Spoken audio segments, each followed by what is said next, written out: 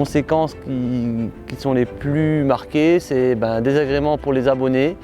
Et comme on peut le voir ici à l'image, on a des immeubles avec 50 ou 70 logements. Donc une fuite entre deux immeubles va priver les 70 logements, voire plus, voire 80, voire 150 ou 200 logements de chauffage, le temps que la fuite soit réparée.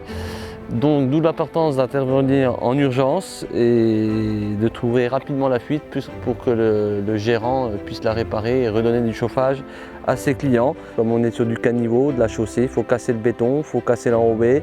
Donc les prix moyens d'une fuite, c'est minimum entre 3 et 5 000 euros et ça peut monter sur des sommes très importantes, au-delà de 20 à 25 000 euros la fuite. D'où l'intérêt d'avoir un travail de qualité et d'être précis au mètre près ou voire mieux si besoin est. Donc je voulais vous expliquer le fonctionnement assez simple d'une chaufferie pour qu'on puisse comprendre comment on va appréhender la recherche de fuite. C'est comme une maison individuelle. Vous avez votre petite chaudière avec votre petit réseau qui vient alimenter les radiateurs.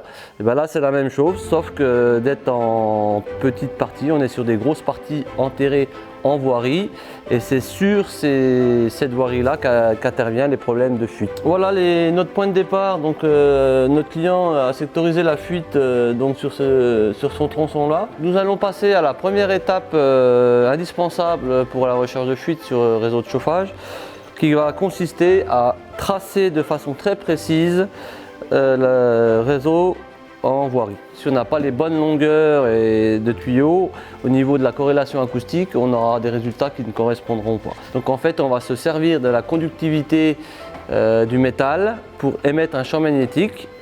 Donc là, en l'occurrence, on va tracer notre tube bleu, parce qu'on est branché sur le tube bleu. Donc maintenant, on va allumer le récepteur. Là, on approche.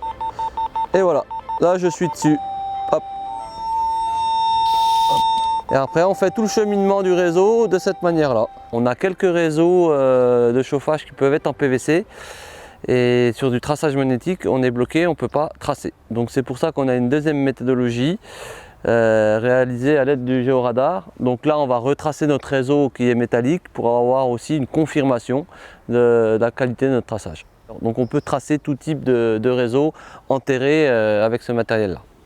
Donc maintenant nous allons procéder donc à la mesure entre la chaufferie et notre sous-station pour avoir la cote exacte entre les deux bâtiments. Quand je dis la cote exacte, c'est la longueur de tuyau qui va nous permettre de faire la corrélation acoustique.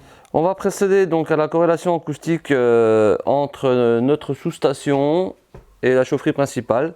Donc là on va venir positionner notre capteur et qu'on va positionner et qu'on va mettre en route. Et après nous allons aller positionner de la même manière à la chaufferie. On vient positionner l'émetteur, le capteur bleu sur la conduite pour corréler. Donc on a eu une distance de 48 mètres qu'on a mesuré au préalable au sol. Donc là on est en train d'enregistrer le son entre les deux parties. Et on peut constater qu'on a un pic de corrélation qui vient se situer à 24 mètres 50 de notre capteur rouge. Et donc les 24 mètres 50 vont m'emmener là, voilà. Et donc je vais procéder à une écoute systématique au sol, donc à l'aplomb de notre caniveau, toujours. J'ai un gros bruit au sol assez important qui correspond à ma corrélation. Donc là je vais valider la fuite à l'aide d'un marquage au sol.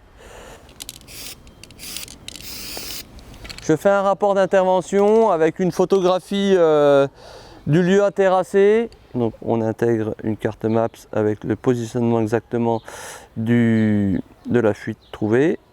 On va avoir une photo terrain qui correspond au terrassement donné. On vient publier et le client reçoit ce rapport en instantané, celui qui lui permet d'avoir des données exactes et il peut lancer ses terrassements. Nous venons de faire donc une réalisation de recherche de fuite là, sur un cas urgent. Il faut savoir aussi qu'il y a aussi une méthodologie pour des cas préventifs, c'est-à-dire que quand la saison de chauffe est finie, on fait un passage systématique sur l'ensemble du réseau pour contrôler qu'on n'ait pas de fuite. Donc on va venir faire une écoute systématique de tous les organes réseau et dans quel cas on trouve des bruits, on enclenchera une recherche de fuite traditionnelle comme on a vu tout à l'heure avec la corrélation, l'écoute au sol, tout ce qu'on a déjà fait. Donc ces appareils-là nous permettent de faire un enregistrement permanent ou ponctuel sur la colonne. Et donc à l'aide d'un récepteur, on va venir récupérer les données et on sait les points fuyards de notre réseau. Et après, on peut déclencher une recherche de fuite traditionnelle par corrélation acoustique et écoute au sol et finaliser nos fuites. C'est l'étape finale de la recherche de fuite. On a tracé notre réseau, on a corrélé, on a eu un point de corrélation et on a fait une écoute au sol, on a confirmé notre fuite au sol. Donc maintenant, c'est au client de procéder au terrassement.